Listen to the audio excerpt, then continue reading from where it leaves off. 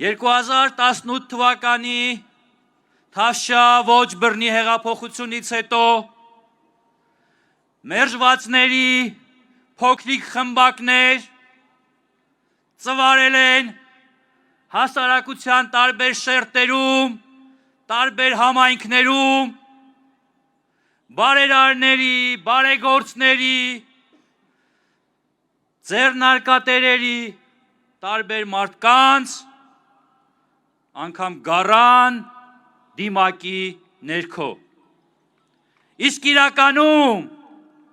դավադիր բորենու նման սպասել են հարմար պահի կամ հրահանգի, որպիսի թիկունքից հարվածեն մեր պետությանը, մեր ժողովրդին։ Հավանիչ տեսանյութը եւ բաժանորդագրվիչ նորությունները բաց չթողնելու համար։